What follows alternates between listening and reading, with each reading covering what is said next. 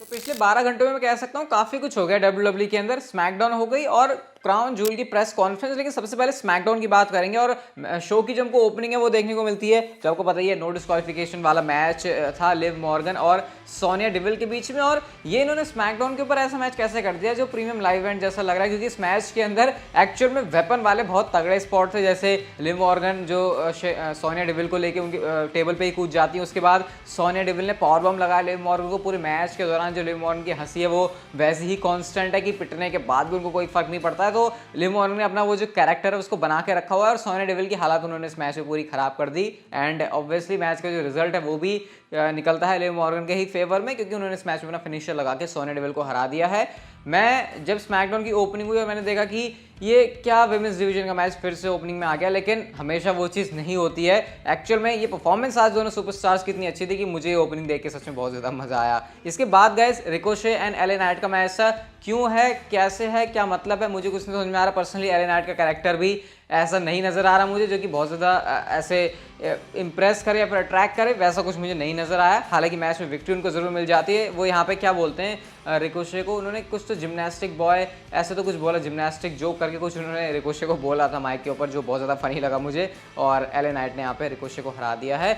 दोनों ही सुपरस्टार अच्छा डिजर्व करते हैं, बट पता नहीं कुछ अभी सही लग नहीं रहा मुझे इन दोनों स्टार्स के साथ। ब्रे वाइट का हमको प्रोमो भी देखने को मिलता है और प्रोमो के अंदर ब्रे वाइट बात कर रहे हैं कि कैसे तुम्हें जो इंसान बहुत ज़्यादा नापसंद होगा वो तुमको कभी ट्रैफिक में मिल जाए तो तुम्हें उसके साथ 30 सेकंड दिए जाए तो तुम क्या करोगे।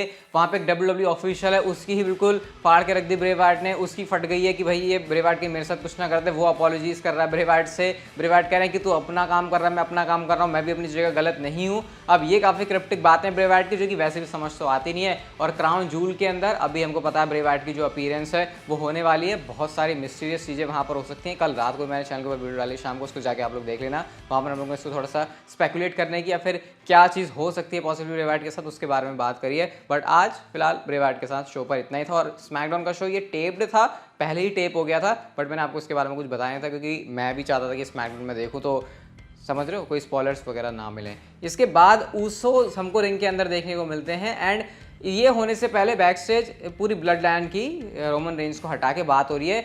सैमी ज़ेन कह रहे हैं कि नहीं तुम रिंग के अंदर मत जाना। जे उससे कह रहे हैं कि क्यों मत जाना, हम ब्रॉलिंग ब्रूड्स के सामने बोलेंगे कि हम क्या उनके साथ करने वाले हैं।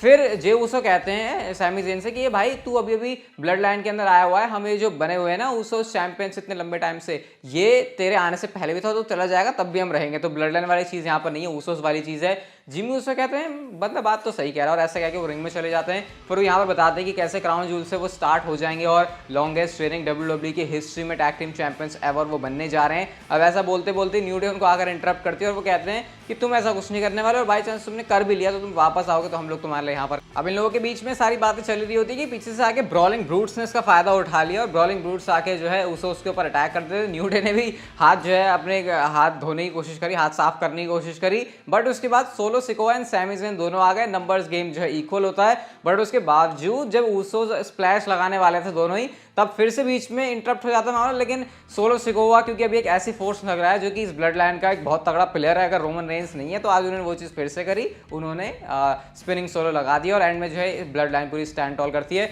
बट डेफिनेटली खुश तो नहीं होंगे सैमी ज़ेन भी यहाँ पे कि कैसे जिमी एंड जे उसो उनके अगेंस्ट गए और उसके बाद जाके ऐसी चीज़ें हो रही हैं। बट खैर ये इनका ब्लड लाइन का अपना मामला है। क्राउन जूल के अंदर अब जब सीन होगा तो वो फिर तब की बात है कि उसोस चैंपियनशिप कैसे सक्सेसफुली डिफेंड करते हैं फिर नहीं। और डेफिनेटली सैमी ज़ेन के बारे में भी क्राउन जूल से रिलेटेड बात करेंगे।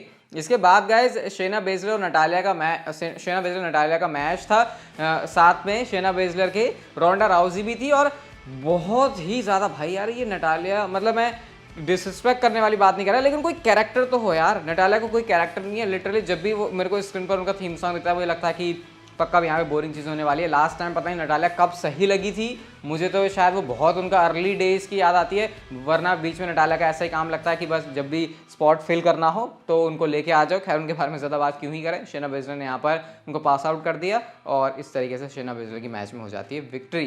MVP भी शो के ऊपर थे जहाँ पे वो अपने ओमोस की बात कर रहे हैं कि कैसे वो मॉन्स्टर को हरा देगा, ऐसे कर देगा वैसे कर देगा, लेकिन सब कुछ कर दिया ब्रॉन स्ट्रोमैन ने आज, क्योंकि 5 बंदे लेके आए थे MVP ब्रॉन स्ट्रोमैन के सामने लड़वाने के लिए, लेकिन लड़ा क्या उन्होंने। ब्रॉन स्ट्रोमैन अपनी एक्सप्रेस लेके आते हैं और 5 के 5 बंदे उड़ गए और उसके बाद MVP को उड़ा के मारा है ब्रॉन स्ट्रोमैन ने। रनिंग पावर स्लैम की बरसात कर दी उन्होंने एमवीपी के ऊपर। तो हालत अब बिल्कुल नहीं है एमवीपी की कि वो क्राउन जूल के अंदर आएंगे। अभी क्राउन जूल के अंदर एमवीपी नहीं जा रहे, वहां के लिए फ्लाई नहीं किया। उसके बारे में अलग अलग कंफ्लिक्टिंग रिपोर्ट्स थी, लेकिन अब हमको स्मैकडाउन से पता चल गया कि आखिर क्यों एमवीपी नहीं जा रहे हैं क्राउन जूल के अंदर, क्योंकि स्मैकडाउन का शो टेप्ड था। मतलब कि देखा जाए तो स्मैकडाउन पहले हो गई है, क्राउन जूल की प्रेस कॉन्फ्रेंस बाद में हुई। समझ रहे हो आप लोग क्या कहना चाह रहा हूँ मैं। तो इस तरीके से एमवीपी नहीं जा रहे और ओमोस ब्रॉन स्ट्रोमैन रेडी हैं फाइट के लिए एट क्राउन जूल। शो के मेन इवेंट के अंदर मैच आता है गुंथर और रे मिस्टीरियो के बीच में, और ये था इंटरकॉन्टिनेंटल चैंपियनशिप के लिए। पर्सनली मुझे ऐसा ही लग रहा था कि सबको लग रहा था कि आज इस मैच के अंदर रे मिस्टीरियो जीतने वाले हैं और बन जाएंगे इंटरकॉन्टिनेंटल चैंपियन, बट वो चीज़ हमको शो के ऊपर नहीं देखने को मिली। बहुत अच्छा है रेसलिंग मैच है, इस बात में कोई भी शक नहीं है।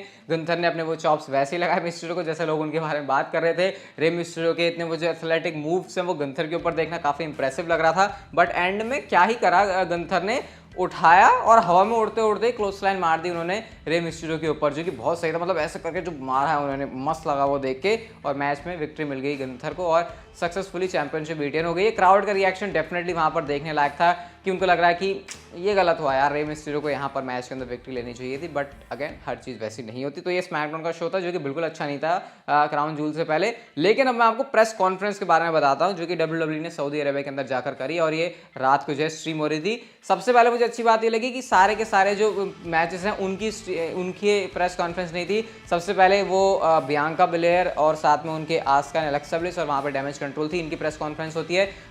मज़ा पता किसमें आया सबसे ज़्यादा, प्रेस कॉन्फ्रेंस तो हो रही थी लेकिन वहाँ पर जो लोग लेके आए थे इस बार वो रिपोर्टर्स नहीं थे, बल्कि एक्चुअल में क्राउड था जो कि चैंट लगा रहे हैं, और वो चैंट बहुत ही क्लियरली विजिबल थे। ऐसा अगर एक बंदा भी चैंट लगाना स्टार्ट कर रहा था तो सबको पता लग रहा था कि अच्छा ये चैंट कर रहा है, और फिर उसके पीछे पीछे सब चल रहे थे। मुझे बहुत अच्छी बात लगी। तो ये सबसे पहले शुरुआत होती है डैमेज कंट्रोल और Bianca bilayer, Alexa bliss and Aska से। लेकिन मज़ा यहाँ से नहीं आता। मज़ा कहाँ से शुरू होता है? मज़ा शुरू होता है जब ओमोस एंड ब्रॉन स्ट्रोमैन आते हैं। सबसे पहले तो उनका वेट इन होता है 400 से ज़्यादा पाउंड्स के निकले ओमोस, और 335-40 के आसपास ब्रॉन स्ट्रोमैन थे। तो ये तो हमको ये पता चल गया, और मुझे लग रहा है कि सच में वो रियल वेट था उनका, क्योंकि ऐसा मुझे देख के लगा जैसा उन्होंने दिखाया है हमको। यूजुअली WWE पागल बनाए थे, पहले से फिट रहा था, बट इस बार मुझे ऐसा नहीं लगा कि WWE ने कुछ ऐसा किया, क्योंकि एक्चुअल में उनका वेट इसी के अराउंड रहता है। अब यहाँ पे ब्रॉन स्ट्रोमैन को इतने तगड़े चैंट लग रहे हैं, इतनी ज़्यादा उनकी क्राउड उनको पसंद कर रहा है, और वहीं ऑपोजिट साइड पर ब्रॉन स्ट्रोमैन के बिल्कुल ऑपोजिट, ओमोस के लिए बिल्कुल ऑपोजिट रिएक्शन है क्राउड का।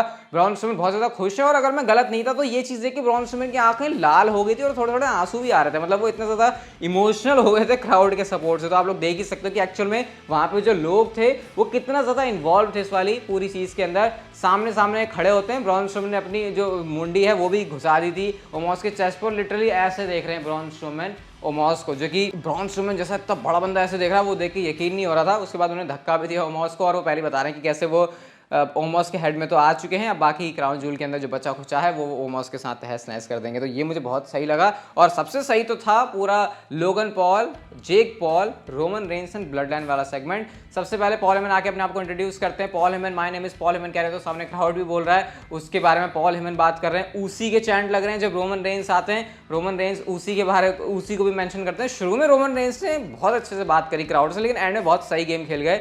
लोगन पॉल ने यहाँ पर आकर उनको इंटरप्ट किया, और लोगन पॉल कहते हैं, मतलब रोमन रेंस कहते हैं भाई मुझे एक्नॉलेज कर। तो वो कहते हैं कि तुझे वैलिडेशन की जरूरत पड़ती है बार बार, तू कैसे अपने आप को एक्नॉलेज ही करवाता रहता है, तो ग्रेटेस्ट होगा, लेकिन मैं इसको एंड कर दूंगा। उन्होंने यहाँ पे बहुत सारी बातें करनी शुरू कर दी। उसी के चैंट स्टिल यहाँ पर लग रहे थे। जेक पॉल यहाँ पर लेकर आते हैं अपने साथ लोगन पॉल, यानी कि तुम्हारे पास ब्लड लाइन है तो मेरे पास भी ब्लड लाइन है, और जेक पॉल भी बहुत कॉन्फिडेंट है कि मेरा भाई हरा देगा। उसके बाद क्या होता है, जब सारी चीज़ें होने लगी तो रोमन रेंस परेशान हो गया जेक पॉल को देख के कि जेक पॉल यहाँ पर कैसे आ सकता है। वो पॉल हेमन से यहाँ पे बातें कर रहे हैं। उसके बाद सारा क्राउड लोगन पॉल को सपोर्ट कर रहा है अचानक से। तो ये मुझे बहुत ज़्यादा इंटरेस्टिंग लगा कि WWE का जो वहाँ सऊदी अरेबिया का क्राउड है वो लोगन पॉल को सपोर्ट कर रहा है, जब सामने रोमन रेंस है। ऐसा नहीं है कि रोमन रेंस के लिए सपोर्ट नहीं था, उनके लिए भी तगड़ा सपोर्ट था, लेकिन लोगन पॉल को देखना सामने वो मेरे लिए बहुत इंटरेस्टिंग था। आपको ये बताया था कि शाम को जैसे क्राउन जूल स्टार्ट होगा 8 बजे 9 बजे के आसपास इंस्टाग्राम के ऊपर लाइव स्ट्रीम करने वाले हैं, और साथ में गिव अवे भी है उसी स्ट्रीम के अंदर। साथ में बैठ के क्राउन जूल को एंजॉय करेंगे लास्ट टाइम जैसे किया था।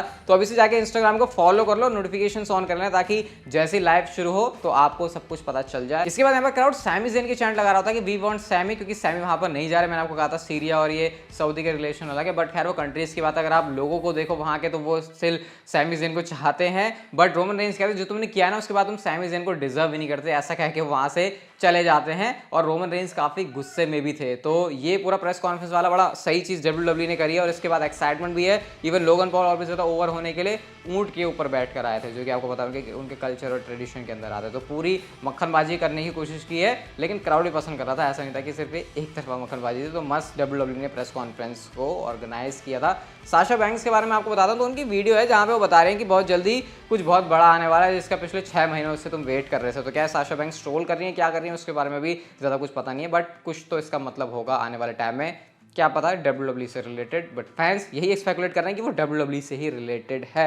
अब क्योंकि सैमी ज़ेन के बारे में चैंट लग रहे थे, तो सैमी ज़ेन ने रोमन रेंस उस समय गुस्सा कर लिया था, तो उस पर रिप्लाई किया सैमी ज़ेन ने, और वो कहते हैं आई स्कोल्ड माई डॉग। मतलब वो बता रहे हैं कि अरे ठीक है चलो कोई बात नहीं, आराम से, ऐसा कह के वो बताना चाह रहे हैं रोमन रेंस को। और कहीं ना कहीं सैमी ज़ेन इनडायरेक्टली ये बताना चाह रहे हैं कि WWE वालों देख लो, मुझे सऊदी अरब का क्राउड वहाँ पे चाहता है, लेकिन ये जो वहाँ के लोग हैं वो नहीं आने दे रहे। मतलब कितना अजीब है यार ये, कि चलो छोड़ो इसके बारे में, पॉलिटिकल चीज़ों के बारे में क्या ही बात करें, जो भी है। अब क्राउड सऊदी अरब का चाह रहा है, लेकिन सैमी ज़ेन नहीं जा सकते, ये अपने आप में काफ़ी वियर्ड है। और आपको ट्वीट दिखा देता हूँ एक लोगन पॉल का, जहाँ पे बिल्कुल आप देख सकते हो वैसा ही उन्होंने गेटअप लिया हुआ है जैसे हम सुपरस्टार्स को देखते हैं, काफ़ी मस्त लग रहे हैं वैसे। और उन्होंने अरेबिक में लिखा हुआ है ये फ्यूचर WWE चैंपियन, इसको जब मैंने ट्रांसलेट किया तो मुझे पता लगा। तो अब देखते हैं कि एक्चुअल में ये चीज़ लोगन पॉल करने वाले हैं। एक बार फिर से आपको बताता हूँ, इंस्टाग्राम के ऊपर लाइव स्ट्रीम होने वाले, गिव अवे भी वहीं पर होगा। क्या होगा आप लोग देख लेना, इंस्टाग्राम को अभी से फॉलो कर लो, ताकि जब शाम को नोटिफिकेशन आए तो आपको पता चल जाए। साथ में बैठ के